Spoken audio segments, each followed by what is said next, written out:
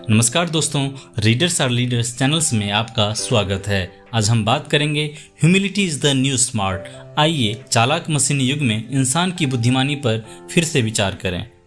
Humility is the new smart में हम देखेंगे कि वो कौन सी चीज़ है जो कि हमें आने वाले समय में कामयाब बना सकती है और किस तरह से हम उस चीज़ में माहिर बन सकते हैं। यह किताब हमें विनम्रता के महत्व के बारे में बताती है। साथ ही इस किताब की मदद से हम जानेंगे कि नए वक्त में हमें किन दूसरी चीज़ों की ज़रूरत होगी। तो दोस्तों, अगर हमारे चैनल पर नए हैं तो चैनल को सब्सक्राइब कर लीजिए और वीडियो के अंत तक बने रहिए। यह किताब आपको क्यों पढ़नी चाहिए? आज के वक्त में ज़्यादातर लोग पुराने ज़माने के हिसाब से रहकर कामयाब होने की कोशिश कर रहे हैं। वे अब भी नौकरी पाने के लिए एक दूसरे से प्रतियोगिता कर रहे हैं, उसमें बेहतर बनने की कोशिश कर रहे हैं, लेकिन इस बीच वे एक बात भूल रहे हैं कि आने वाले समय में आज के ज़्यादातर काम मशीनों से करवाए जाएंगे और नौकरियां खत्म हो जाएंगी। इतना तो तय है कि आने वाला वक्त आज के जैसा बिल्कुल भी नहीं होगा, लेकिन फिर भी बहुत से लोग इस तरह से काम कर रहे हैं जैसे उन्हें 2030 में नहीं बल्कि 1990 में कामयाब होना है। यह किताब हमें बताती है कि किस तरह से आप भविष्य की तैयारी कर सकते हैं। यह किताब हमें विनम्रता के राज के बारे में बताती है। SMA क्या है और यहाँ पर कामयाब होने के लिए आपको क्या चाहिए होगा, किस तरह से आप अपने ईगो को शांत कर सकते हैं और वो कौन सी 4 खूबियाँ हैं जो आपके अंदर होनी चाहिए। नए ज़माने में हमें नई तरह से सोचने का और काम करने का तरीका अपनाना होगा। अब वो समय दूर नहीं है जब हमारे बहुत से काम रोबोट्स करने लगेंगे। आज हमने आर्टिफिशियल इंटेलिजेंस और रोबोट्स की खोज कर ली है जिन्होंने पहले से ही हमारे बहुत से काम हमसे छीन लिए हैं। जल्द ही यह रोबोट हमारे हर रोज़ के काम भी करने लगेंगे। यहाँ तक कि आर्टिफिशियल इंटेलिजेंस की मदद से वे एक टीचर, डॉक्टर और एक वकील का काम भी करने लगेंगे। अगर आप इनमें से कोई ही हैं तो जल्द ही आपको काम आपके हाथ से जाने वाला है। ऑक्सफोर्ड यूनिवर्सिटी में 2013 में एक स्टडी की गई जिसमें यह बात सामने आई कि अगले 20 सालों में हमारे 47% काम रोबोट से किए जाएंगे। इतना तो तय है कि जब बात जानकारी को स्टोर करने की और उसे प्रोसेस करने की बारी आती है तो हम रोबोट्स हमेशा पीछे रहेंगे। इसलिए अब हमें एक नए तरह से सोचने का तरीका चाहिए होगा। जल्दी ही हमारा सामना स्मार्ट मशीन एज से होने वाला है, इसलिए हमें न्यू स्मार्ट बनना होगा। हमें उन कामों पर ध्यान देना होगा जो कि एक रोबोट नहीं कर सकता। एग्जाम्पल के लिए गहराई से सोचना, भावनाओं को समझना और क्रिएटिव काम करना। लेकिन इस समय बहुत से लोग इस काम को कोई काम नहीं समझते। आज के वक्त में बहुत से लोग एक दूसरे से प्रतियोगिता करने में लगे हुए हैं। हम चाहते हैं कि सिर्फ हम कामयाब हो जाएं और दुनिया का जो होगा उसे होने दें। इसलिए हम खुद को बदलने के लिए तैयार नहीं हैं, जिससे कि तरक्की की रफ्तार धीमी हो रही है। लेकिन इसका मतलब यह नहीं है कि इस समाज का अंत निश्चित है। हमारे पास एक तरीका है जिससे आप अपने समय की सीमाओं को पार कर सकते हैं। इन 4 खूबियों को अपने अंदर विकसित करके आप खुद को कामयाब बना सकते हैं। तो वो कौन सा तरीका है जिससे आप आने वाले समय में कामयाब हो सकते हैं? इसमें सबसे पहले आता है अपना ईगो को शांत करना। इसका मतलब है खुद के विचारों को हमेशा सही साबित करने की कोशिश ना करना और खुद को या चीज़ों को सामने वाले के नज़र से देखने की कोशिश करना। अगर किसी व्यक्ति ने कहा कि आपका काम बेकार है तो आप यह मत कहिए कि बंदर क्या जाने अदरक का स्वाद, बल्कि यह समझने की कोशिश कीजिए कि उसने ऐसा क्यों कहा। इसके बाद आपको खुद को मैनेज करना आना चाहिए। अपनी भावनाओं को और अपने विचारों को काबू करना सीखिए। कभी भी अपने डर को अपने काम के रास्ते में मत आने दीजिए, वरना आप कभी कुछ नया नहीं कर पाएंगे। खुद को अपनी कमजोरी से बाहर निकालिए और उनका सामना कीजिए, क्योंकि अगर आप ऐसा नहीं करेंगे तो आप अभी क्रिएटिव नहीं बन पाएंगे और न ही आने वाले समय के लिए तैयार हो पाएंगे। एग्जाम्पल के लिए, अगर आपको लगता है कि आपको लोग पसंद नहीं करते तो इस तरह की सोच को खुद पर हावी मत होने दीजिए। इस तरह से सोचकर आप खुद को रिजेक्ट कर रहे हैं।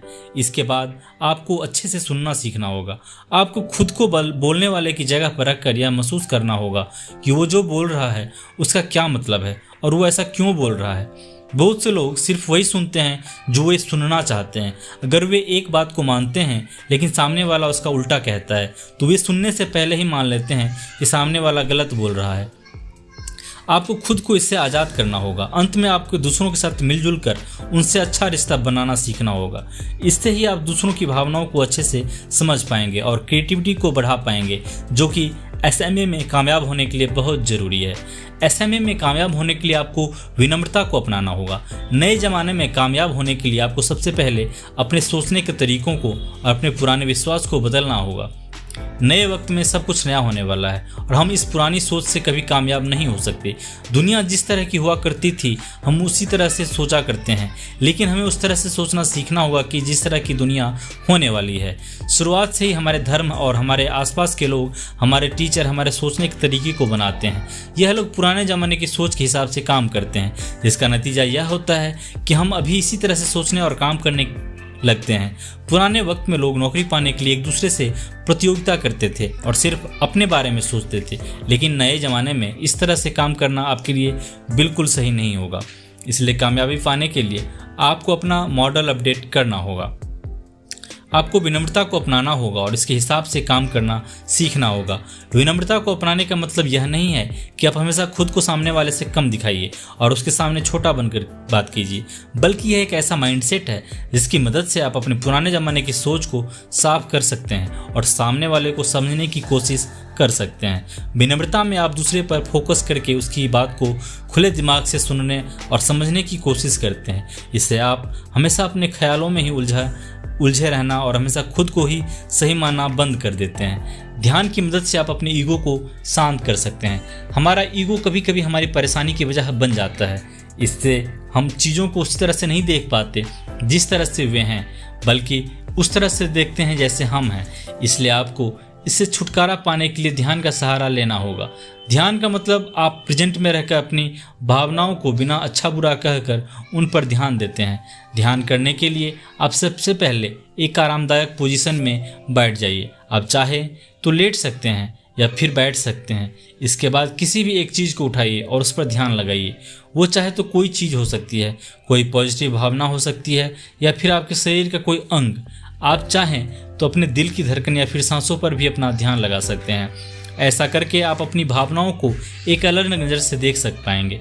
आप खुद को खुद से अलग करके अपनी भावनाओं को एक बाहरी व्यक्ति की तरह देखकर उन्हें समझ पाएंगे। इससे आप उन्हें काबू करना सीखेंगे और समय आने पर उन्हें खुद पर हावी होने से रोक पाएंगे। इसके बाद आता है यह सीखना कि किस तरह से आप खुद को मैनेज कर सकते हैं। इसके लिए आपको अपने सोचने की रफ्तार को कम करके उस पर ध्यान देना होगा, ताकि आप खुद को अच्छे से समझ सकें और उसके हिसाब से खुद को मैनेज कर सकें। धीरे सोचने का मतलब यह नहीं है कि आप कमज़ोर हो जाएंगे या फिर दूसरों से पीछे हो जाएंगे। यह सिर्फ आपका डर है जो आपको कुछ अलग करने से रोकता है। अगर आप हर वक्त बहुत तेज काम करते रहेंगे तो आपको कभी यह सोचने का मौका ही नहीं मिलेगा कि आप क्या कर रहे हैं और किस तरह से आप उसे बेहतर तरीके से कर सकते हैं। साथ ही तेज काम करने से आपको हमेशा तकलीफ ही होगी। इसलिए खुद को मैनेज करने के लिए आपको खुद पर ध्यान देना होगा और उसके लिए आपको अपनी रफ्तार को कम करना होगा। कुछ आसान से तरीकों को इस्तेमाल करके लोगों को अच्छे से सुनना सीखिए।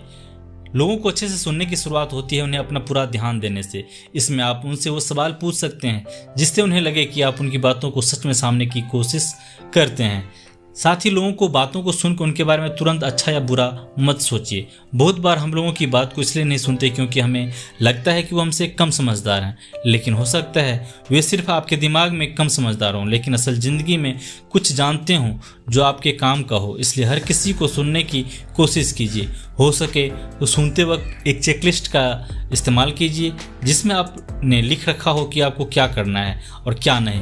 एग्जाम्पल के लिए आपको चेकलिस्ट में लिखा हो समय पर सर हिलाओ, बीच में बात को काटो मत, फोन को जेब में रख लो, ध्यान भटकने से रोको। इसके बाद आपको दूसरों की भावनाओं के साथ जोड़ना होगा। साथ ही सामने वाले को यह दिखाना भी होगा कि आप उसके साथ जुड़े हुए हैं। आप सुनते वक्त पलक झपकाइए, सिर हिलाइए और उन्हें यह महसूस कराइए कि उन्होंने आपका ध्यान पूरी तरह से खींच लिया है।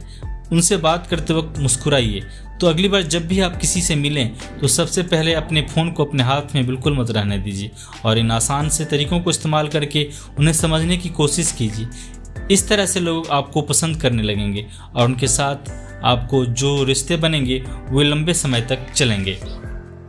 तो कुल मिलाकर दोस्तों, ज़माना बहुत तेज़ी से बदल रहा है और हम में से ज़्यादातर लोग आने वाले वक्त के तैयार नहीं हैं। नए ज़माने में कामयाब होने के लिए आपको गहराई से सोचना, लोगों की भावनाओं को समझना और क्रिएटिव तरीके से काम करना आना चाहिए। लोगों के साथ जुड़ने के लिए आपको विनम्रता को अपनाना होगा, जो कि SMA में कामयाब होने के लिए बहुत ज़रूरी है। खुद से पूछिए कि आप किस तरह से सोचते हैं।